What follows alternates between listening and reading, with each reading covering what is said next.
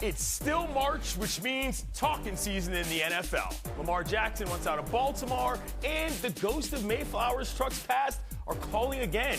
Aaron Rodgers is still wandering in the proverbial wilderness, and when I look for petty beefs to be resolved with, questionable overreactions, I go to one place: spring training umpires. Don't get run. Let's go around the horn, kiddos. Wow, you gotta be so annoyed by the end of spring training. It's the worst place to be. Truly is the worst.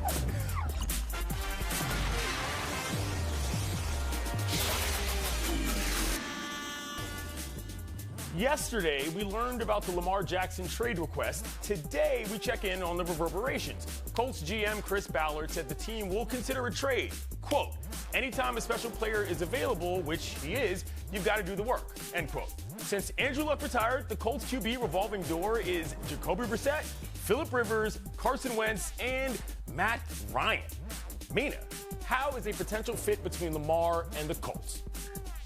Well, considering the names you just reeled off there, from the Colts' perspective, probably looks pretty good. I think they should aggressively be pursuing the former MVP for a number of reasons. Right now, because the Colts are likely to pick the third quarterback taken in the draft, they are hoping, betting, if they stick to that position, that third pick can somehow go toe-to-toe with the likes of Patrick Mahomes, Joe Burrow, the other elite guys in the AFC.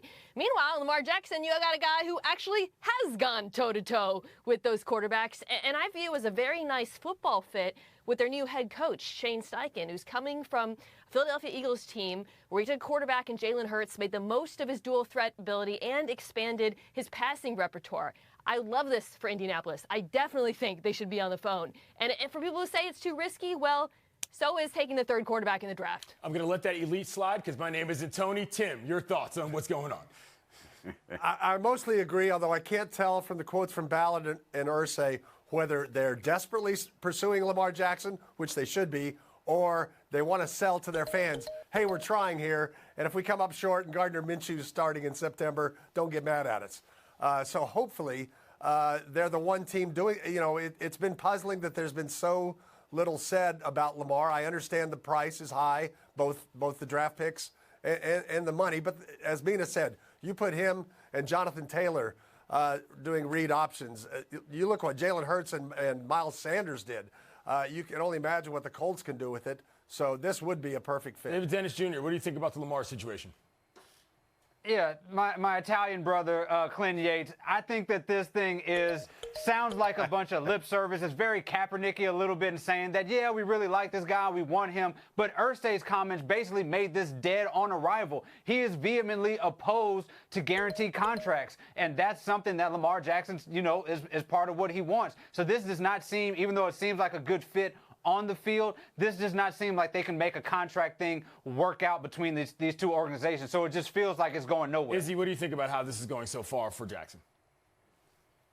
Well, my first instinct was to just take a deep breath and say, wow, things are back to normal because somebody wants Lamar Jackson, because we were all losing our minds because it didn't seem like any team wanted him. Now a team that desperately needs him clearly says that they want him. I'm a little with David there, wondering if it's a little bit of lip service, wondering if they're going to go the guaranteed money route here. But I do think if you're talking about a franchise that knows what it's like to have a franchise quarterback and knows how, useful and how necessary that is, it's the Colts. And look, I understand, Jim Irsay maybe not wanting to throw guaranteed money around. But again, and I said this yesterday, if you are going to have Lamar Jackson, if he gets hurt, it doesn't really matter how much guaranteed money you're giving him. You're losing him for whatever period of time that is. And you're going to have to go ahead and take that gamble with the guy like Lamar Jackson. You don't get this opportunity very often. Am I the only one that thinks it would be completely wild if Baltimore lost their franchise player to Indianapolis the same way they lost an entire franchise to Indianapolis? Anyway, David, is there any other team that you think probably should be, focused on landing Lamar? Yeah, the Baltimore Ravens. That is the team. Like, how can you let this guy go? Keeping Lamar Jackson is the difference between being a Super Bowl contender and purgatory with no end in sight. Yeah, you can get a few draft picks, but this is a once-in-a-lifetime MVP-type MVP quarterback that you need on your squad. So they need to do everything they can to keep this guy. Tim, last word. I still don't buy that the Washington Commanders think they're going to compete in what is now a pretty loaded NFC East with Sam Howell as quarterback. They're the ones who need it. Yeah, all right. Well, you know what? It's not really the NFL talking season until we get to, of course, Meek Mill and Robert Kraft football text. Kraft says the rapper texted him that Lamar wants to be traded to, shocker, the Patriots. Okay, I guess that's how that works these days. Those Patriots with the longest Super Bowl odds in the Belichick era after yet another middling season. Here is how Robert Kraft sees it. I think we're in a transition phase. I think we've made some moves this year that I personally am comfortable with, and I still believe in Bill. Tim, is that a vote of confidence for a 6-time Super Bowl winning coach, and is that even necessary? Well, I'll say this. It seems a little early for Bill Belichick to need one, but after 20 consecutive winning seasons for Tom Landry, 3 years later, he was fired after 3 losing seasons. Now, that involved an ownership change, but that time was coming anyway. It doesn't last long. What you did 5 or 6 or 7 years ago doesn't really matter in the NFL. The Patriots have a very unimpressive, uninspiring offensive team, and it's hard for anybody to get excited about saying, oh, this team, as you said, 70-1 Super Bowl odds that they're going to do something. So in some ways, it is necessary for that vote of confidence. Mina, how do you feel about things at the top in New England? Yeah, I think it is necessary. Look, Bill Belichick is not on the hot seat. However, he is deserving of criticism coming off of last season. You know, when a team struggles, usually there's a lot of reasons: personnel, bad luck, scheme, whatever. The reason why the Patriots struggled, the biggest reason, lies directly at the feet of Bill Belichick himself, which is he didn't bring in a real offensive coordinator. He hired his friends. He deserves all of the criticism for that, which I actually believe might be the worst mistake of his incredible coaching career. So, yes, Bill Belichick is fine, but he has something to prove this season. I think Robert Kraft believes that. Izzy Gutierrez, your thoughts? Yeah, he deserved the criticism for that, and I do think it's necessary to give him that vote of confidence. I mean, you look at the team, and it's not very exciting, and you look at the obvious history there with Tom Brady, and it gives you, hey, you know, we've thought that for a while now. There's a little bit more credit goes to Tom Brady than Bill Belichick. And then look at, you know, the way he has this team set up, not just with the offensive coordinator position, but with the quarterback position. And Mac Jones, not really a great vote of confidence there. You might have a Zappe starting at quarterback for you. So I do think if you're the owner, you've got to drill down and say, hey, what do we have to be happy about? Oh, at least we have Bill Belichick. He's still really good. I'm comfortable with the personnel moves, but I'm happy with the coach. David, your thoughts on what's going on in New England?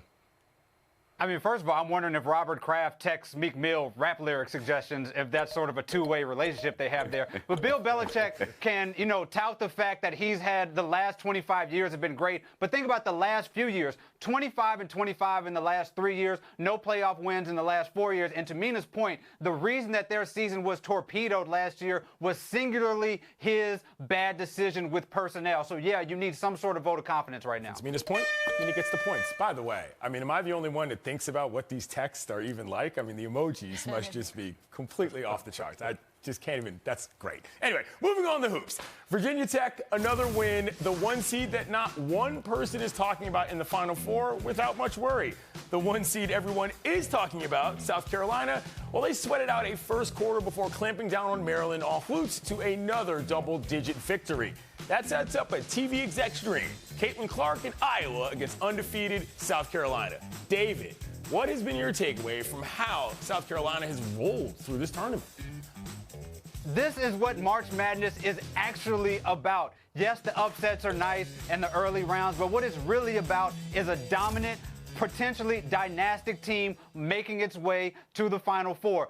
All double-digit wins and setting up a potential classic against Iowa and Caitlin Clark. This is the marquee matchup for March, and I cannot wait to see that. Caitlin Clark is responsible for 62% of her team's points going against a dominant defense, and we're either going to see a legacy dynastic championship team or the best single-person March Madness run that we've ever seen. Izzy, are you as pumped as David Dennis for this? Yeah, because you not only have to have the Goliath, but you have to have the team that could beat them. And Iowa can do that. And look, you look at what South Carolina did. It's crazy impressive. They just did it last year. Last year, only one team got within 10 points of them in the tournament. This year, what was it? Maryland within 11 there. But they didn't just cruise over Maryland. That was a game in the third quarter. It wasn't, they didn't really separate themselves until late in the third quarter. And you know how South Carolina does it? They do it with defense. They do it with rebounding. Iowa's going to make some shots. Iowa is going to make a ton of shots in all likelihood. So over probably contested shots, actually. So, yeah, I do think it's going to be quite the clash. It's going to be perfect, and it's exactly what the sport needs. You've got the Goliath, and you've got the other exciting team that could possibly take them out. Mina Kimes, can Caitlin Clark do this? I have loved watching Iowa. Caitlin Clark has been so electric, but we're about to see what happens when a girl who can really shoot the rock meets a hard place, and that hard place is South Carolina, because this team is deep. They are efficient on offense. They're incredible. I mean, on defense, you're talking about Maryland. Oh, they gave them a hard time. It was over by the fourth quarter, and that's the team that came the closest to giving them a hard time. Just waves and waves of talent. I expect them to beat Iowa. I expect them to win the whole thing. Tim Kalishaw, your thoughts on what is arguably the better tournament? I will say this. The last time this tournament came to Dallas 5 years ago, UConn lost in the semis. We thought that was more impossible than South Carolina losing to Caitlin Clark in Iowa. And Iowa, that Caitlin Clark team, they have 5 players who've started 90 games together. The Mavericks don't have 5 guys who've started 90 games together. Nobody starts 90 games together. That's a lot of knowledge, and we'll see what it transpires to Friday night. I am very much looking forward to this on a ton of levels. Let's see who's in the lead here. Mr. Dennis, I like your jokes. Kimes, Mina, by the way, it's football season, so when it comes down to talking about football, I trust her. Fire sales next. News of the day in the NBA. Nets coach Jacques Vaughn says the Nets are shutting down Ben Simmons for the rest of the season. Team doctors expect Ben to make a full recovery, who's been out since the All-Star break with back issues. But that's 42 games this season, 0 last season. David, are we getting to a place where you're wondering if Ben can ever get back from this? I mean, it depends on how we define back. I mean, is it going to be back on a basketball court? I would imagine so. Is it going to be back with Brooklyn? I would also imagine so, because he's got a couple years in his contract, and they're going to at least want to kick the tires on the guy that they've invested so much money in. But back as an all-star, we haven't seen that in many years. This guy's at statistical lows all across the board. So I don't see any way that we're going to see the Ben Simmons that everybody thought they were going to get a few years ago. Gutierrez. It seems like we already got the answer to this during the season. I mean, when you watched him play and he was not looking at the basket, did you think it was because of his back or his knee? No. So I think if he can get rehabbed and get his back and knee proper, he maybe can try again to get his head right, but there's obviously something there, and Ben hasn't even looked like the same player he did even 3 years ago. Yeah, I mean, without knowing the exact details of the injury, I think back to November with Ben himself said that nerve damage can take 18 months to fully heal. It feels like we're not going to see him play basketball for a while. And then to David's point, when he does return, because so much of his game, what made him so great was predicated on his athleticism, I question whether we'll see that again. Tim Kalishaw. His points, rebounds, assist line this year, Clinton, was 6.66. That's never a good sign, for one thing. Beyond that, the defense that made him an all-star year after year, we'd see it in very few spots. Maybe when he played Philadelphia, maybe when he got up for a certain game. But a lot of games, he was a bad defensive player. And so if that's going to be the case, I don't think he has much of a future at all. Am I the only one that's kind of genuinely saddened by this? Like, this guy had a real career, and it's just gone down the drain, and it's actually kind of tough to watch overall. Anyway, moving right along. No Joel Embiid last night. He was out with a calf injury, and it deprived the world of another Jokic-Embiid head-to-head. They could have just hung the MVP trophy above the court and played for it. But no, in Embiid's absence, Jokic went for another triple-double and a Nuggets win. Izzy, did this feel like Embiid ducking Jokic, or does that even matter in the MVP debate? Definitely not Embiid ducking Jokic. I mean, he ate him up the last time they played. But I would say, the MVP debate is going to turn maybe game to game here as we go till the end of the season. And if you look at the Sixers schedule, they've got back-to-back-to-back games against the Bucks, Celtics, and Heat. And if Embiid plays really well in all 3 of those, he might be able to sneak out of here with the MVP. Mina Kimes.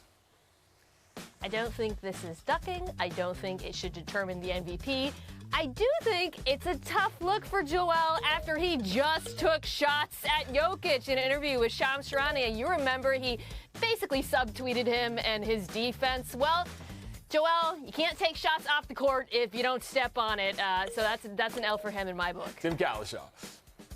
No ducking, but I do think it has swung the MVP back the other way. I know the odds say it's even right now. I'm thinking Jokic is a little ahead, and his team's going to finish first in the West, and that's going to be the deciding factor, whether it should be or not. David Dennis Jr.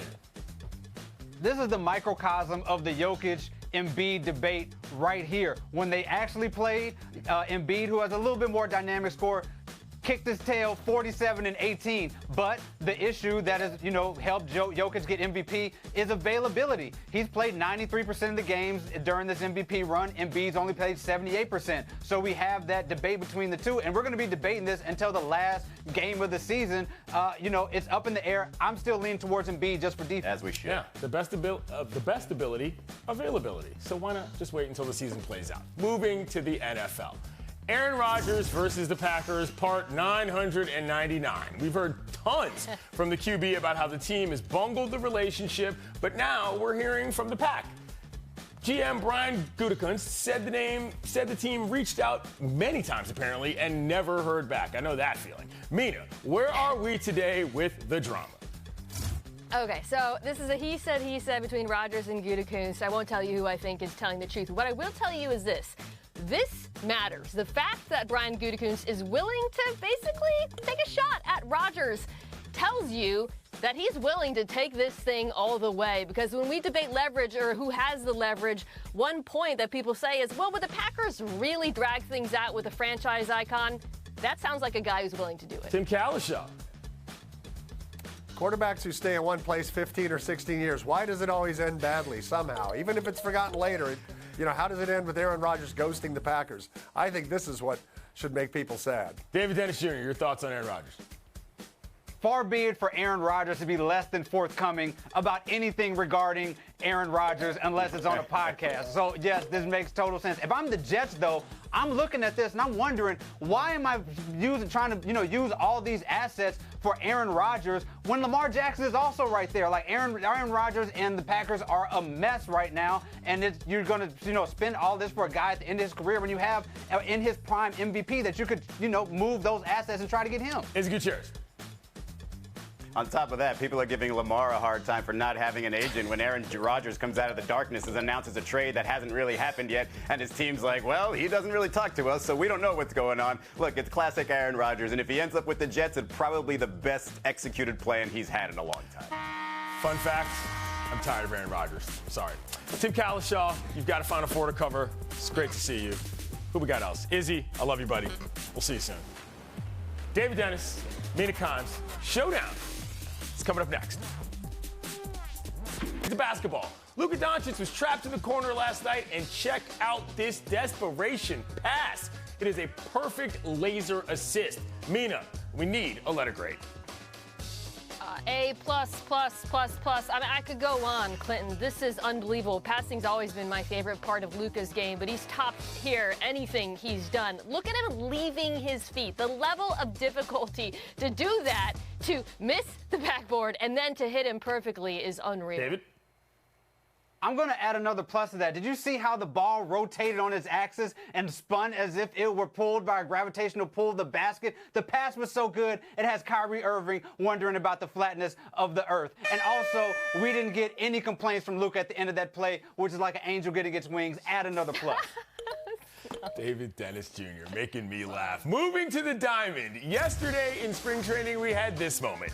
Craig Kimbrell, well, there was a pitch clock violation, and JT Realmuto, he reached back to get a ball from the blue, but he pulled back his glove at the last second as Randy Rosenberg, the umpire, dropped it to the dirt. Rosenberg thought he was being shown up, and he tossed Realmuto, his first ever ejection. David, is this explainable in any way whatsoever? It was the first ever umpire heat check. First, he was quick on the draw on the time penalty, and then you were quick to kick the guy out the game for no reason. Congratulations, you have your moment. This is a viral moment, but you are never going to umpire a Major League Baseball game ever again. Way to go. Yeah, the ump was called up for this one. And Clinton, for me, this has like substitute teacher energy, where you think the kids are making fun of you even though they're not, so you're unnecessarily disciplinarian. It is a bad look for him. I feel you. As somebody that is subbing right now, I completely understand. Last one. Lots of news coming out of the NFL meetings, but nothing as fun, of course, as the annual coaches photo. Take a look, kiddos. Mina, who stands out the most for good or bad reasons? Well, it's kind of hard not to focus on the 4 bare legs in the front belonging to Andy Reid and Bill Belichick. To me, this shows confidence. It is 80 degrees in Phoenix. All those other coaches are sweating, but those guys, both legends, not afraid to show a little leg. David? I can't get over the fact that there are about as many black people on this show right now as there are in that picture out of 32 NFL coaches. We want a bookmark, landmark of how bad the NFL coaching thing is going right now. Just look at that picture. Mike Tomlin, we see you, Playboy. You came home. Good job. David Dennis, take the win. I'm told love is blind.